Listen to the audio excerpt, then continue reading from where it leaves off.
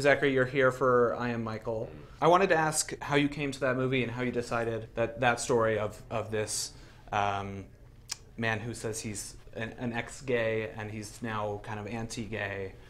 Why that was a story you wanted to be a part of. Yeah. I mean, look, I think it's very complicated, and that's probably why I was attracted to the idea. The movie came to me.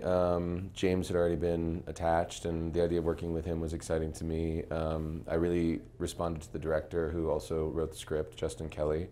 And there were a couple of things happening. I've never told a gay story. I've played gay characters sort of peripherally or tangentially, but I've never been a part of telling a story that's set in a gay world or around these characters. And I think it's not really about an ex-gay, actually. I think it's it's complicated. And for me, the movie's not actually about sexuality or sexual orientation so much as it's about a larger quest for self and a larger quest to understand who we are collectively and individually. And this guy, Michael Glatze, it's a true story. He was a really vocal gay rights advocate in the 90s in San Francisco. He was an editor at XY magazine and then later created this other magazine called GYA.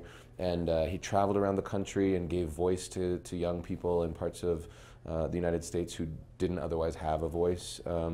And then he went through a series of spiritual and physical health crises that really awakened something in him, and this connection to the idea of God, and then that sort of set him on this other path, and he ultimately did revoke his identity as a gay man and sort of left this relationship. I play his boyfriend.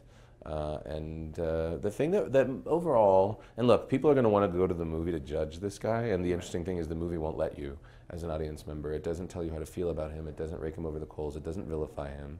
It tells his story, which is also not the story of conversion therapy. It's not the story of somebody that didn't want to be gay. It was the story of somebody who realized that maybe he wasn't. And as hard as that is for many people to believe, I feel from now knowing Michael and meeting him that it's an authentic path that he's on, and he really is just digging deeper. Anyway, the thing that really pulled me into the story was the character that I play, based on his real-life long-term boyfriend, Benji Nycum. The character of Bennett is somebody who is incredibly authentic, fully realized as a human being, believes so firmly in the life that he's built for himself, and even in the midst of all these really tremendous and traumatic transformations that kind of happened to him, he maintained a deep love for Michael and a respect for him, and I really responded to that. There was something about it that was like, he's the anchor of integrity in the story, and I was grateful to be able to bring him to life. And my whole point of view and point of entry into the movie was really honoring him and trying to represent him in an accurate way, and I hope I did that. Yeah, the relationship that your character and James Franco's character have in the movie is really sweet. It's deeply troubled. Yeah, it becomes deeply troubled. Right, because his character rejects your character's whole way of life. Yeah. But you and Franco have great chemistry.